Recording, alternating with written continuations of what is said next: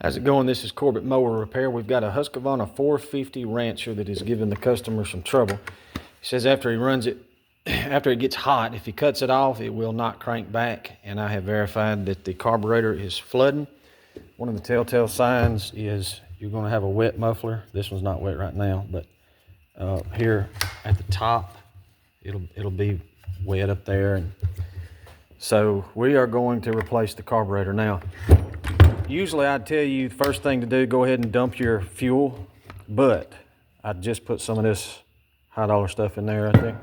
So I'm not gonna waste that, but what you wanna do is reach in there, grab your fuel line, pull it out, go ahead and change your fuel filter, and then put your cap back in there. One of the things about these 450s is that the OEM fuel lines on these are outstanding. Your kit is going to come with some aftermarket fuel lines. If your fuel lines are good, meaning they're pliable, there's no cracks, breaks, anything like that, don't use those. The aftermarket's not as good as the OEM. So, all right, we're going to move on to the carburetor. All we're changing on this is the carburetor and the primer bubble. So, all right, take your air filter off. You're going to have 4 5/32 bolts. Zip those out. I'm going to get that done, be right back. All right, you're going to have 2 short ones, 2 long ones. Short ones go on top, the long ones go on bottom. Next thing we want to do is you're going to have these 2 rubber keepers. What you want to do, take your flathead screwdriver, pry your rubber keeper this way, and then with your other hand, pull this in, and that little tab will come right out. Do it on that side and that side. All right, it's going to look a little something like that. All right, the only thing keeping us now is our primer bubble in this housing. Just move it over and out. You'll get to this part, and then the next thing you want to do is these fuel lines here.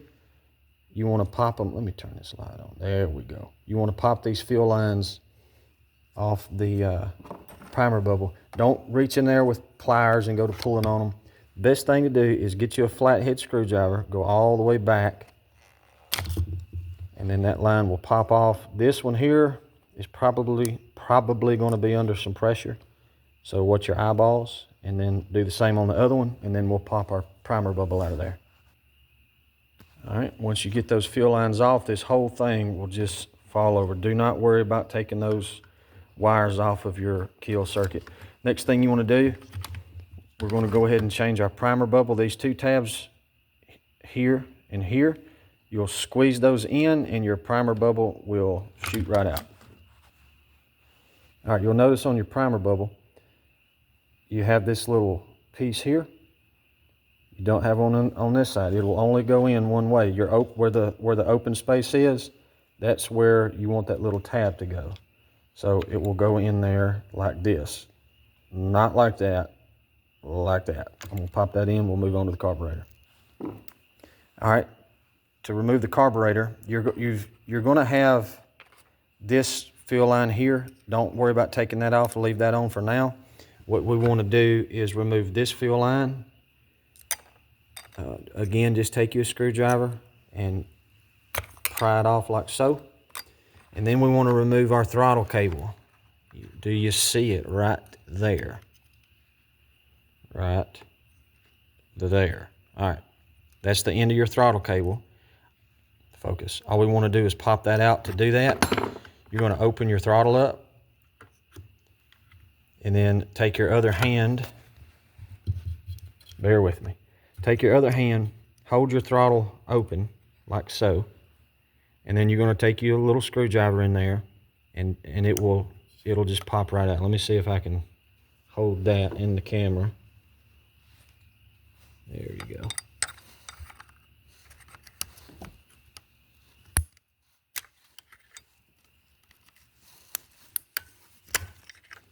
See, it just falls out of there. Where is it? There it is. It'll just fall right out of there. All right, and then let your throttle close back. And now it is ready to pull. It's going to be a little tight because you've got that impulse pipe. That impulse pipe goes in that bottom hole there. This just fell out on its own, but you may have to wiggle it around to get that out. But what we want to do now is we're going to take this fuel line here and put it on our new carburetor. I'll be right back. All right, we're going to move this one over here. Just make sure you've got it oriented in the same direction when you move it over here. All right, it should look about like that. So now the first thing we want to do is we're going to install that end of the linkage back in that groove. All right, it should look something like that. And then while it's more easily accessible, I'm going to go ahead and stick this fuel line on that pipe. All right, we got our fuel line on our pipe. And what we want to do now is get this carburetor back in. And what you're trying to do is this pipe, this pulse pipe right here, is going to go in that hole down there. So just make sure it's lined up as you go to install it. Just before you go to forcing it, make sure that that's going in that groove. All right, got it pushed in. Now all we want to do is reinstall our throttle linkage.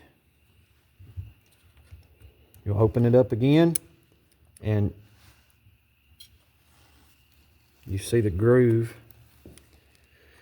where the throttle line is supposed to go, throttle cable is supposed to go. I'm trying to do this one-handed, and it's just not going to work. There we go.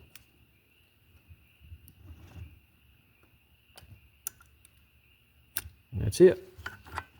Verify it's working. And now we want to go ahead and install these lines to our primer bubble. All right, if you're wondering which one goes where, this little one here is going to go onto the short pipe on the primer. And then this one here that's just dumping back into the tank is going to go onto the longer pipe. The easiest way to do this is kind of orient it in this direction and install this line first onto your longer pipe, and then this one onto your short pipe. All right, I've got those two lines installed. Make sure that your wiring here is going underneath the carburetor. Make sure it's not in a bind and it's going to wind up in between that and your intake. Just make sure it's going under there. And what you want to do is go ahead and start that primer bubble in that hole. And then the next thing, this tab here, that's part of your kill circuit, make sure that that falls down inside the housing there. And then you will simply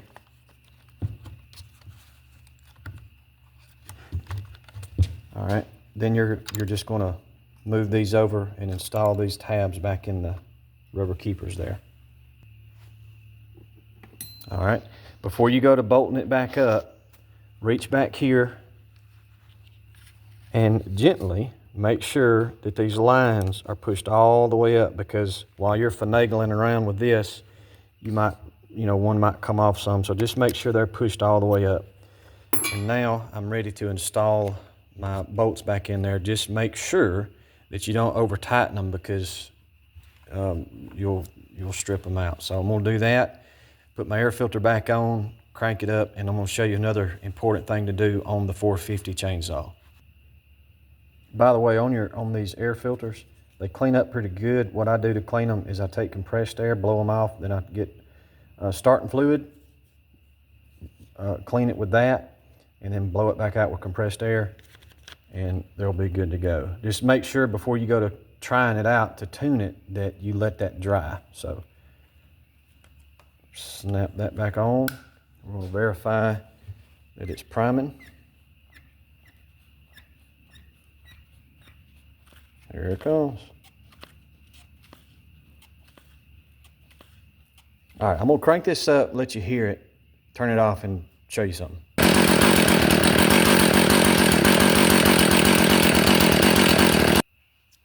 All right, if you could tell, it's idled way too low. And most of the time, even from factory, they're that way, but especially, your aftermarket carburetors, they're just idled too low, which increases the chance of it flooding. I know it sounds good and all that, but idle it up some, and it'll crank a lot easier, and it won't flood on you. All you want to make sure, idle it up so that your chain's not spinning like crazy. If it's walking a little bit, it's not going to hurt anything. I'm going to crank it back up now and show you what it should be sounding like.